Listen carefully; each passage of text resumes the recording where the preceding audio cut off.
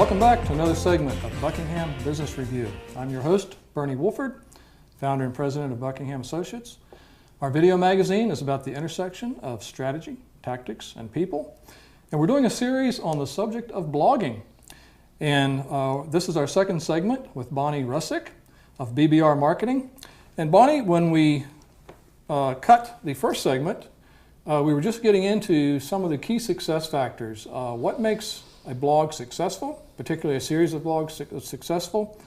Conversely, what mistakes, particularly neophytes, what mistakes are being made as they launch their blog that they eventually have to correct if they want to achieve success? In your experience, are there some real bad examples that you've seen and had to correct or just gotten a chuckle over?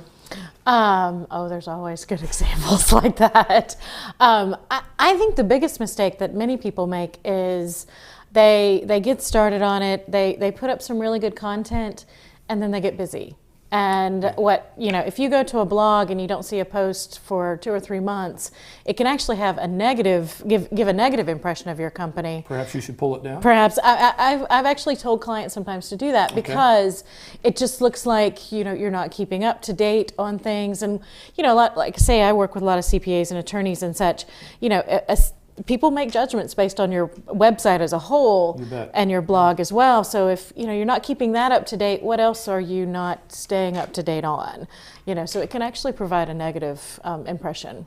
I think the other biggest mistake that people make is probably not being specific enough with their content. Mm-hmm. I do think it's important to have a niche, and the more narrow the niche is, the more likely you are to make an impact in that industry. Sure. And just getting on there and kind of being too broad, you're not appealing to any specific audience. I'd much rather have a smaller, involved audience than a broad audience that might check me out once or twice a year. Okay. I remember in our first segment, one of your responses was, one of your questions to a new client is, who are you trying to reach? Mm-hmm. And that must define a lot.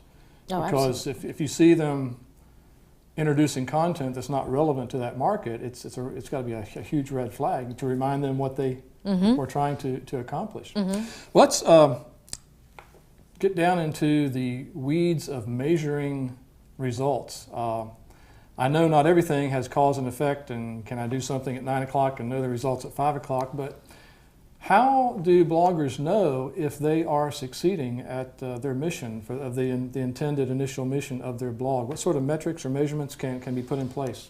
Well, I think you should pretty regularly consult your Google Analytics or whatever analytics you have built into your site, and see what kind of readership you're getting. Are there particular topics that are really interesting people?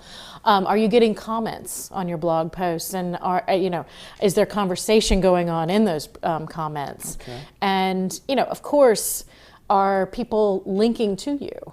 I've had other competitors or other people in the industry who will link to your blog post as like, Bonnie wrote a blog on this, here's my thoughts on that. So you're getting read and they're actually sharing you as well.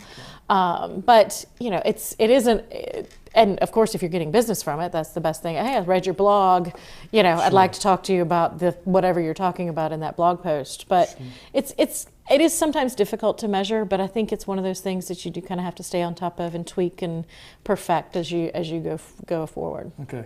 Sort of, I guess I know the answer to this as I ask it, sort of false expectation to put the blog up at 10 and expect my phone to ring that afternoon. Is it more of a building over weeks, over months, building credibility, getting visibility into a subject matter, and then parlaying that into some business opportunities? Should that be my expectation instead of a wow blog where my phone rings off the hook?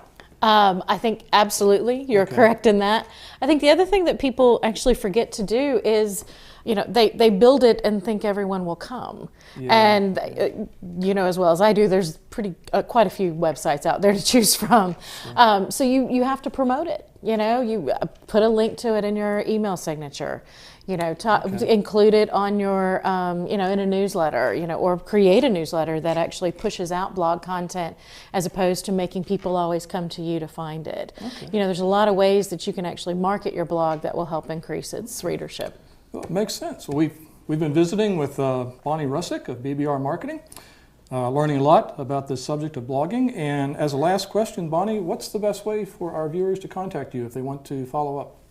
You can contact me at bbrmarketing.com, of course. We're on Twitter and Facebook and LinkedIn under BBR Marketing as well. And reach me directly, it's Bonnie at bbrmarketing.com. Very good. Well, you've been listening to and watching another segment of Buckingham Business Review. And we're going to have another segment or two on this subject of blogging, and we hope you will come back and enjoy our guests on those subjects as well.